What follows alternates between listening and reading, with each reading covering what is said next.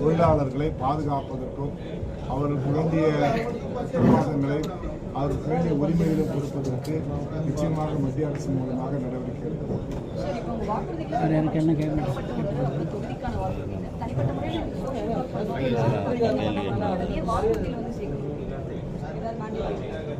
மேண்டேட்னு இல்லை, நானாக முன் வந்து ஒரு எம்பி வேட்பாளர் எம்பியாக வெற்றி பெற்ற பிறகு என்னென்ன செய்யணும், அதாவது மருத்துவ முகாம்கள் தொடர்ந்து நடத்தப்படும். மக்களை தேடி மருத்துவர்கள் நிச்சயமாக கண்டுபிடிக்கும். எந்த ஆப்ரேஷனாக இருந்தாலும் வேலூர் மாவட்டத்தில் எதுவும் இலவசமாக செய்து தரப்படும். 6 தொகுதியிலும் இலவச திருமண மண்டபம் கட்டி கொடுத்து தான் முடிவெடுத்தது.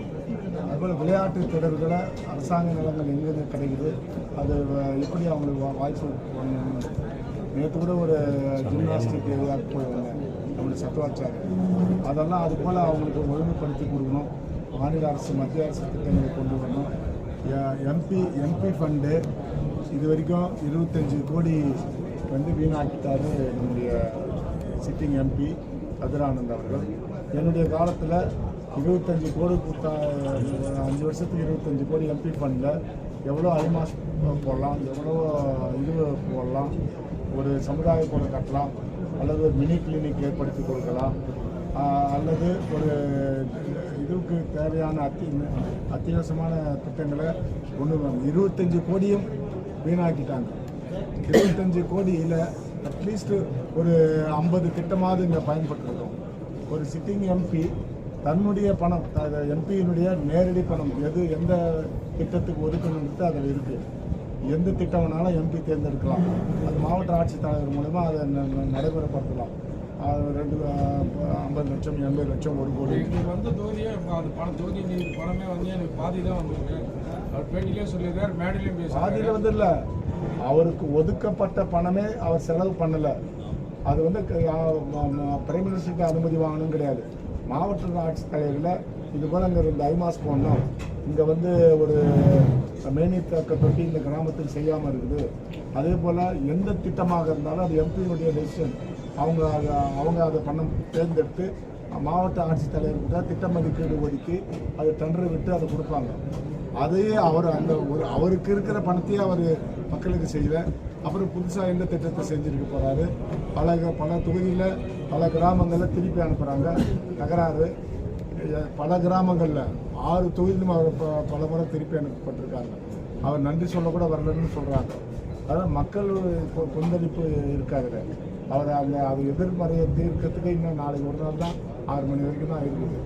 அதனால் நம்முடைய தாமரை சின்னம் வேலூர் கோட்டையிலே நிச்சயமாக மலரும்.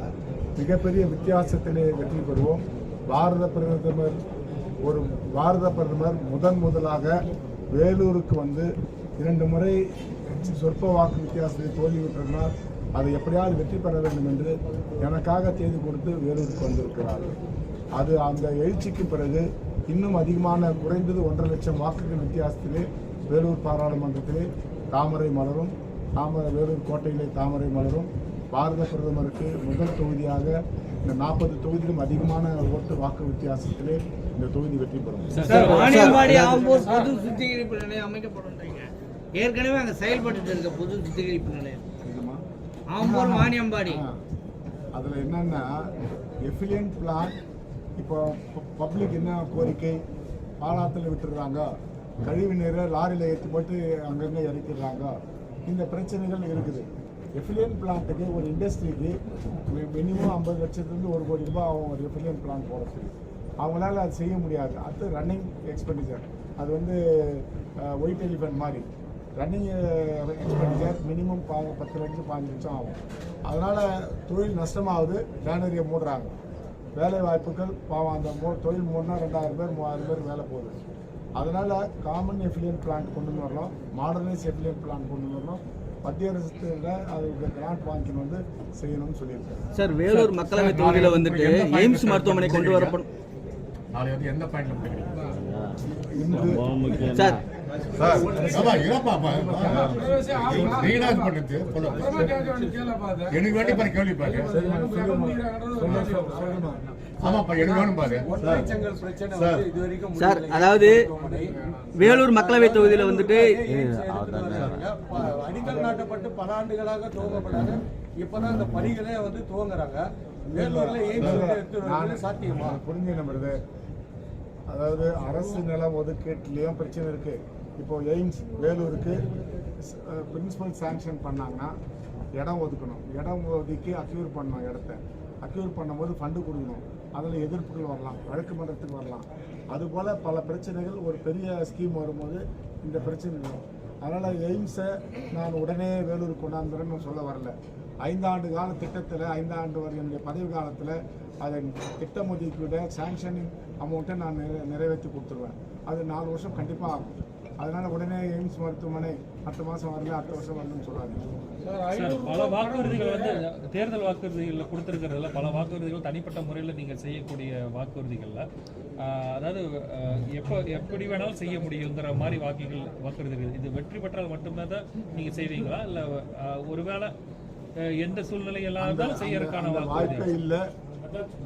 வேலூர் சட்டமன்ற சென்ற முறை வாணியம்பாடி, ஆம்பூர், வேலூர் இந்த 3ம் எனக்கு வாக்குகள் குறைந்தது. அதே போல் குடியாத்தம், கேவிக்குப்பம், அணைக்கட்டு எனக்கு அதிகமான வாக்குகள் 30,000 வாக்குகள் 32,000 வாக்குகள் அதிகமாக இருந்தது. ஆனால் இந்த முறை 6 தொகுதியிலும் அதிகமாக லீடு தாமரை தான் கிடைக்கும். 6 தொகுதியிலும் எந்த சட்டமன்றத்திலேயும் தாமரை குறையாது. ஆகவே என்னுடைய வெற்றி நிச்சயிக்கப்பட்ட வெற்றி. அது என்னுடைய வேட்பாளர் என்ற முறையை சொல்ல நாங்கள் இப்போ இன்னைக்கு கூட குடியாத்தத்துக்கு 40 கிராமம் போகிறோம். அதனுடைய மக்கள் எழுச்சி அவங்களா சொல்கிறாங்க என்னென்ன பண்ணணும்னு. அதாவது 2 முறை சொற்ப வாக்கு வித்தியாசத்தில் தோல்வி விட்டுறாருன்னு மக்கள் பேசுகிறாங்க. இந்த முறை அவர் வெற்றி பெறணும்னு சொல்கிறாங்க. நேற்று கூட ஆம்பூர் டேனரி அசோசியேஷன் பார்த்தேன். அதே போல் வாணியம்பாடி டேனரி அசோசியேஷன் பார்த்தேன். எல்லாருமே சொல்கிறாங்க வேட்பாளர் முறையில் எங்களுக்கு ரொம்ப திருப்தியான வேட்பாளருங்க, 1 வருஷமாக நீங்கள் நிறைய செய்கிறீங்கன்னு அவங்களே பெருமைப்படுறாங்க. இஸ்லாமியர்களுடைய வாக்கு நிச்சயமாக வந்து 3ஆ பிரியும். அதனால் ஒரு சதவீதம் தாமரைக்கும் இந்த இஸ்லாமியர் வாக்கும் கிறிஸ்தவர்களுடைய சொந்தங்களும் நிச்சயமாக வாக்களிப்பார்கள். சார், வேலூர் மாவட்டத்தை பொறுத்தவரைக்கும் இந்த ராணுவ வீரர்கள் வந்து அதிகம். அவங்களுக்கான பள்ளிகள் கொண்டு வரணும்னு நிறைய பேர் வாக்குறுதி கொடுக்குறாங்க, யாரும் கொண்டு வரலைங்க. 2வது வந்து இந்த சயின்ஸ் பள்ளி கொண்டு வரணுன்றாங்க, கொண்டு வரணும். இந்த ராணுவ வீரர்களுக்கான எந்த ஒரு இதுவுமே இல்லை, ராணுவ வீரர்களுடைய குழந்தைகளுக்காக தான் நவோதயா பள்ளி சேர்த்துருக்குறோம், இந்த பள்ளியை சேர்த்துருக்குறோம். ஏன்னா இந்திய இதுலேயே நம்ம மாவட்டத்தில் தான் அதிக ராணுவ அவங்களுக்கான ஒரு சிறுபான்மை மக்கள்ல தலித் மக்களும் வராங்க. அவங்களுக்கான ரெப்ரஸன்டேட்டிவ் யாருமே உங்க பின்னாடி என்னதெல்லாம் உட்கார்ந்ததில்லை. எப்படி அந்த ஓட்டுகளை எல்லா கூட்டணியிலையும் புதிய நீதி கட்சியில அம்பேத்கர் பேரவைன்னு இருக்கு, எல்லா இடத்துலையும் இருக்கு, வலுவா இருக்கு. அப்படி எங்க அமைப்பு வேலூர்லேயே கிறிஸ்துவ அம்பேத்கர் பேரவை இருக்கு, குடியாத்தத்திலே இருக்கு, வேர்நாமத்திலே அம்பேத்கர் பேரவை இருக்கு. எங்க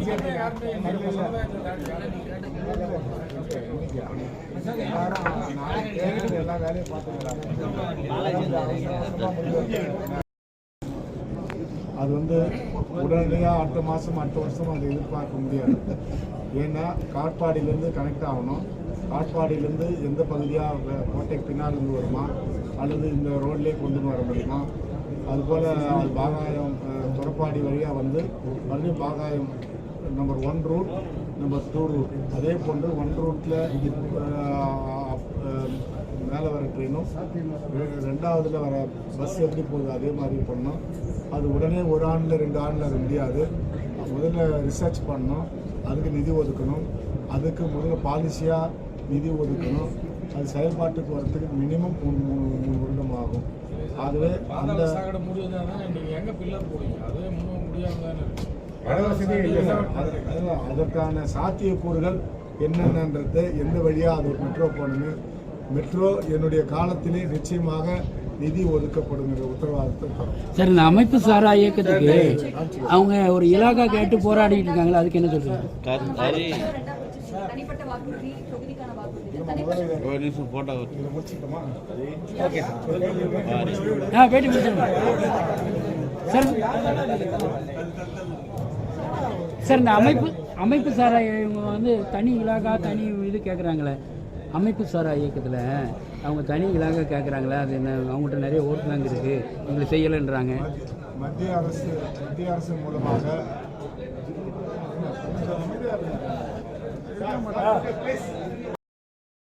செய்யப்படும். அது 30%, 40% அவருடைய விலை உயர்வு விலை நிச்சயமாக குறையும். அந்த நடவடிக்கை மூலமாக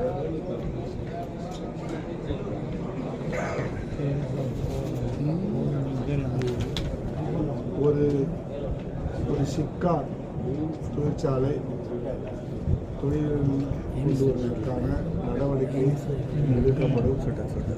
குடியாத்தத்திலோ அல்லது வேலூரிலோ ஒரு ஆயுத உற்பத்தி செய்யக்கூடிய மத்திய அரசினுடைய தொழிற்சாலையை கொண்டு வருவோம்.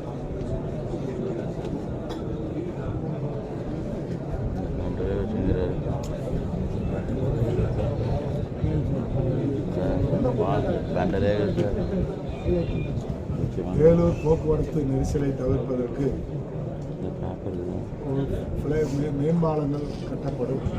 அதே போல் ஒரு அவுட்டர் ரிங் ரோட் கொண்டு வருவதற்கான நடவடிக்கைகளை எடுப்போம். வேலூரில் இருக்கின்ற பாதாள சாக்கடை திட்டத்தை விரைவிலேயும் மற்ற பகுதிகளுக்கு மற்ற தொகுதிகளுக்கும் விரிவாக்கம் செய்வதற்கான பணிகளை நிச்சயமாக செய்வோம். வேலூருக்கு மெட்ரோ ரயில் கொண்டு வருவதற்கான பணிகளில் முயற்சியை நிச்சயமாக பாரத பிரதமரோடு கலந்து இந்த அடுத்த கட்டத்திலே அது 2 ஆண்டு 3 ஆண்டு காலத்திலே அது ரிசர்ச் செய்ய வேண்டும், அதற்கு திட்ட மதிப்பீடு வேண்டும், அதற்கு நிதி ஒதுக்க வேண்டும். காலதாமதமானாலும் என்னுடைய காலத்திலே அது நிதி ஒதுக்கப்படும், இந்த பணிகள் நிறைவேற்றப்படும். வேலூர் கோட்டையை இன்னும் அழகுபடுத்தி வேலூரிலே கிட்டத்தட்ட 150 ஏக்கராக இருக்கின்ற அந்த பகுதியில் விளையாட்டு திடல்கள், விளையாட்டு பயிற்சி மையங்கள் இவையெல்லாம் அந்த கோட்டையின் உள்ளே அழகுபடுத்தப்பட வேண்டிய நடவடிக்கை எடுப்போம். வேலூரை சுற்றி கோட்டையிலே மதில் சுவர்கள் அமைக்கப்பட்டிருக்கிறது, அதற்கு பிறகு வேலி அமைக்கப்பட்டது. அந்த இடைப்பட்ட இடங்களிலே மக்கள் பொழுதுபோக்குவதற்காக ஃபவுண்டன்கள், நீரூற்றுகள், இருக்கை வசதிகள், அழகாக சுற்றி வருவதற்கான நடவடிக்கைகள், அதே போல் வாக்கிங் செய்வதற்கான வேலூரை கோட்டையை சுற்றி வந்தாலே ஒரு பொழுதுபோக்கு இடமாக வேலூர் அவுட்டர் ஏற்படுத்தும். வேலூர் விமான நிலையம் விரைவிலே பூர்த்தி செய்து அதை திறந்து அது மக்கள் பயன்பாட்டிற்கு விமான போக்குவரத்துக்கு நடவடிக்கை எடுக்கப்படும். குடியாத்தம் தொகுதியிலே ஒரு ஜவுளி பூங்கா அமைப்பதற்கான வழியும், கேவுக்குப்பம் தொகுதியிலேயும்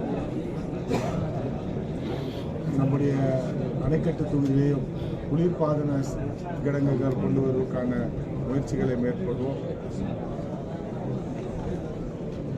வஞ்சூர் பகுதியிலேயும் ரயில்வே பிரச்சனை இருக்கிறது, ரயில்வே மேம்பாலம். பொன்னவட்டத்திலேயும் ரயில்வே மேம்பாலம் இருக்கிறது. ஆம்பூர், வாணியம்பாடி போன்ற பகுதிகளிலும் இருக்கிறது. பல ரயில்கள் நிறுத்தப்படாமல் இருக்கிறது. அந்த ரயில்கள் ஆம்பூர், வாணியம்பாடி, வேலூருக்கும் நிறுத்துவதற்கான பணிகளை செய்வோம். மேலரசம்பட்டு பகுதியிலே எப்படியாவது இந்த 5 ஆண்டு காலத்திலே நிதி ஒதுக்கீடு செய்து திட்ட மதிப்பீடு செய்து மேலரசு அணையை கட்டுவதற்கான முயற்சியை எடுப்போம்.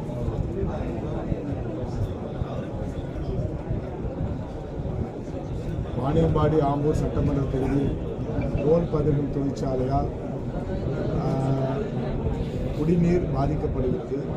ஆகவே மத்திய அரசுடைய திட்டத்தின் மூலமாக காமன் எஃப்ளூயன்ட் பிளான் கொண்டு வருவதற்கான முயற்சி எடுப்போம்.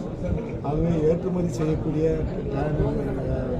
நம்முடைய ஏற்றுமதி பொருட்கள், டேனரிகள், ஷூ ஃபேக்டரிகள்,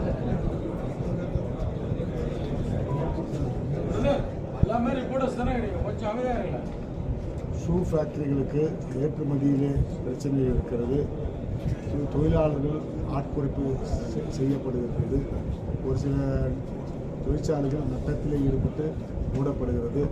ஆகவே பாரத பிரதமரோடு நம்முடைய தொழில் அதிபர்களை குறிப்பாக தோல் பட்டறிடம் அல்லது ஷூ ஃபேக்ட்ரி இந்த ஆஃபீஸ் பேரர்களே அந்த அமைப்பை பிரதமரோடு உட்கார வைத்து எங்கே பிரச்சனை இருக்கிறது, மத்திய அரசிலே என்னென்ன சலுகைகள் இந்த தொழிற்சாலைகளுக்கு வேண்டும், அதே போல் உலக அளவிலே காம்படேட் செய்கின்ற தொழில் அது.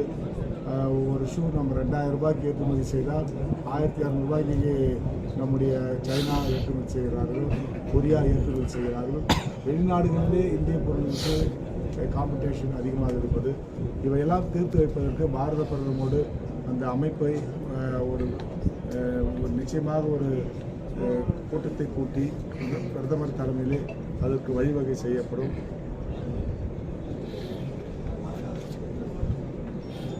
வாணியம்பாடி நியூ டவுன் பிரிட்ஜ், அதே போல் கொரவட்டம் மேம்பாலம், அதே போல் நம்முடைய ரெட்டித்தோப்பு மேம்பாலம், இவையெல்லாம் விரைவிலே கட்டுவதற்கான பணிகளை நிச்சயமாக ஈடுபடுவோம். லால்பாக், கோவை இவையெல்லாம் வாணியம்பாடியில் நிறுத்த வேண்டும் என்று சொல்லியிருக்கிறார்கள். வேலூரிலே ஒரு சில ட்ரெயின் நிறுத்த வேண்டும் என்று சொல்லியிருக்கிறார்கள். இவையெல்லாம் நிச்சயமாக செய்து தரப்படும். ஆம்பூர் தொகுதியிலே மூடப்பட்ட பழமையான ஒரு சர்க்கரை ஆலையை திறப்பதற்கான முயற்சிகளை நடவடிக்கையில் ஈடுபடுவோம். மெட்ரோ ரயில் சேவைக்கு திட்டம் கொண்டு வரப்படுகிறது வேலூரில். எது எது